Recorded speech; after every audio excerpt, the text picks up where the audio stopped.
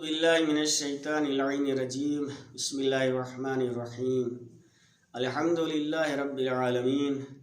والصلاة والسلام علی رسولہ الکریم وعلی آلہ الطیبین الطاہرین المعصومین اما بعد، آپ کی خدمت میں احکام قرآن کے عنوان سے یہ جو سلسلے وار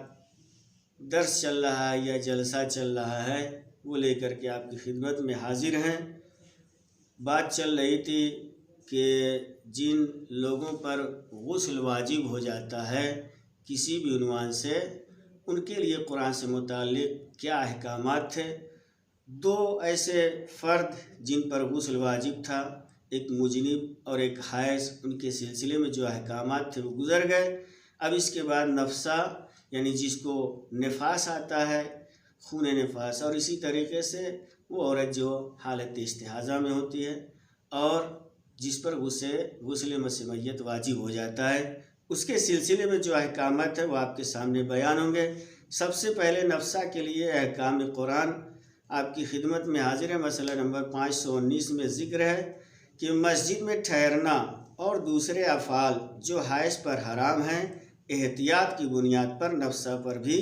حرام ہیں، اور جو کچھ حائض پر واجب ہے وہ نفسہ پر بھی واجب ہے۔ یہ مسئلہ نمبر 519 میں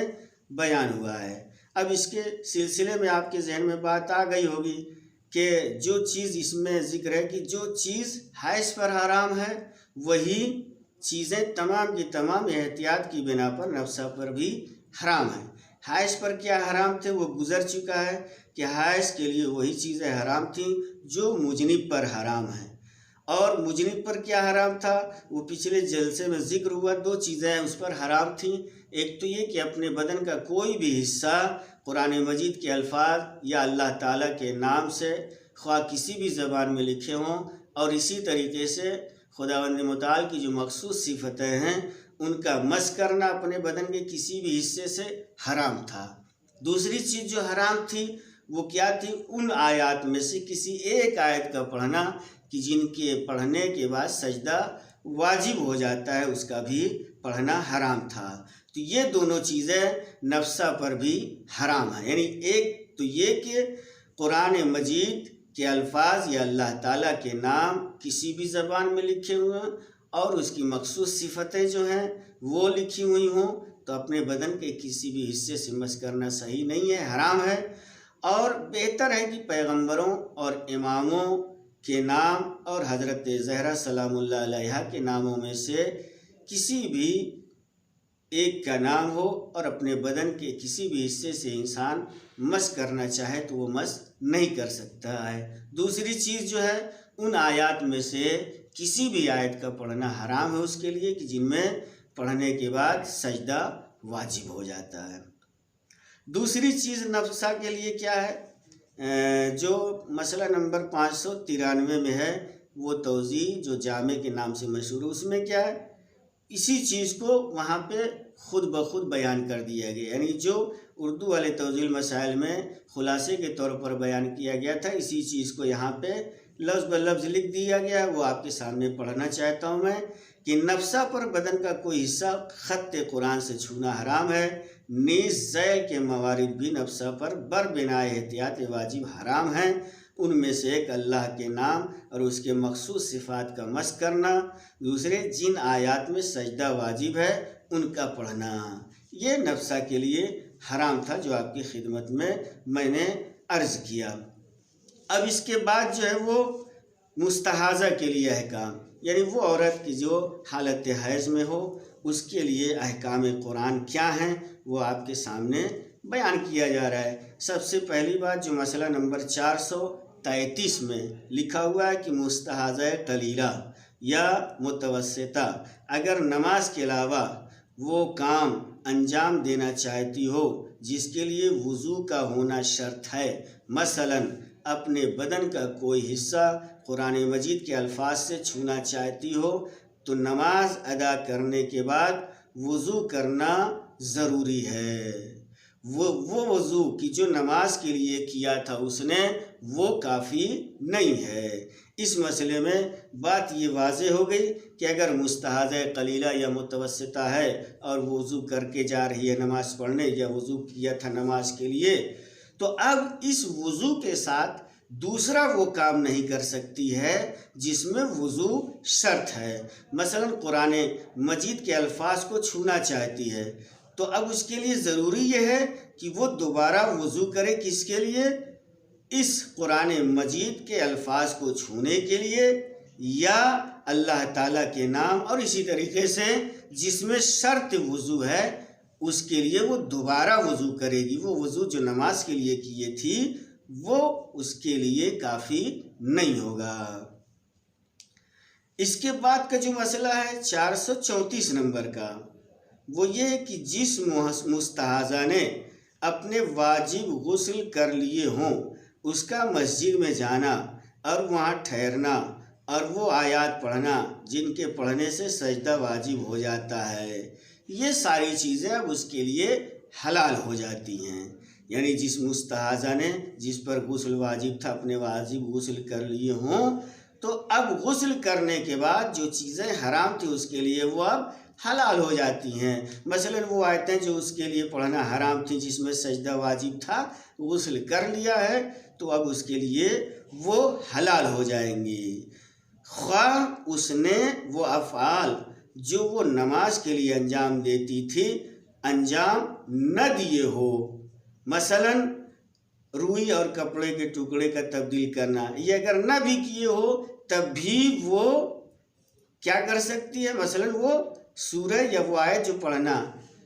حرام تھا اس کے لیے، نماز جس میں سجدہ واجب ہوتا ہے وہ آیت پڑھنا حرام تھا لیکن اس کے باوجود یہ اسے پڑھ سکتی ہے۔ اور بعید نہیں ہے کہ یہ افعال بغیر غسل بھی جائز ہوں، یعنی صرف اور صرف اگر اس کا خون منقطع ہو جاتا ہے تو بعید نہیں کہ بغیر غسل کیے بھی اس کو یہ انجام دینا جائز ہو، گرچہ احتیاط ان کے ترک کرنے میں ہے۔ یعنی احتیاط یہ کہ غسل کرنے کے بعد ہی ان آیات کو پڑھے۔ اس کے بعد کا جو مسئلہ ہے وہ 435 نمبر کا مسئلہ ہے کہ جو عورت استحاضہ کثیرہ یا متوسطہ میں ہو اگر وہ چاہے کہ نماز کے وقت سے پہلے اس آیت کو پڑھے جس کے پڑھنے سے سجدہ واجب ہو جاتا ہے یا مسجد میں جائے تو احتیاط مستحب کی بنا پر ضروری ہے کہ غسل کرے۔ یہ مسئلے میں لکھا ہوا تھا اردو کے توضیح مسائل میں کہ جو عورت استحاضہ کثیرہ یا متوسطہ میں ہو اگر وہ چاہے کہ نماز کے وقت سے پہلے اس آیت کو پڑھے جس کے پڑھنے سے سجدہ واجب ہو جاتا ہے یا مسجد میں جائے تو بربنائے احتیاط واجب یا بربنائے احتیاط مستحب وہ غسل کر لے۔ یہ اس کے لیے احتیاط مستحب ہے۔ توضیح جامع میں بھی یہ لکھی ہوئی بات کہ بربنائے احتیاط مستحب، گرچہ اردو والے میں ضروری لکھ دیا ہے۔ ضروری کا مطلب لوگ سمجھتے ہیں کہ واجب ہے یا لازم ہے، لیکن یہ ضروری جو لکھا ہے اس سے پہلے احتیاط مستحب اردو میں لکھا ہوا، اردو والی توضیح میں اردو والی میں کہ احتیاط مستحب کی بنا پر ضروری ہے۔ تو اس سے بات واضح ہوگا کہ یہ ضروری واجب اور لازم والا نہیں ہے بلکہ یہ احتیاط مستحب کے لیے جسے بہتر کہا جاتا ہے۔ اور دوسری جگہوں پہ یہ لکھا ہے اسی وجہ سے کہ بربنائے احتیاط مستحب غسل کرے۔ یہ مستحاضہ کے لیے احکام قرآن جو تھے، قرآن سے متعلق جو احکام تھے ایک مستحاضہ کے لیے یہ ان کا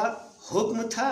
اب آخری چیز جن پر غسل واجب ہو جاتا ہے ان کے لیے قرآن سے متعلق کیا احکامات ہیں، وہ ہے اگر کسی کے اوپر غسل مس میت واجب ہو جائے تو مسئلہ نمبر 538 میں یہ ذکر ہے کہ جس شخص نے میت کو مس کرنے کے بعد غسل نہ کیا ہو اس کے لیے مسجد میں ٹھہرنا اور بیوی سے جمع کرنا اور ان آیات کا پڑھنا جن میں سجدہ واجب ہے ممنوع نہیں ہے، لیکن نماز اور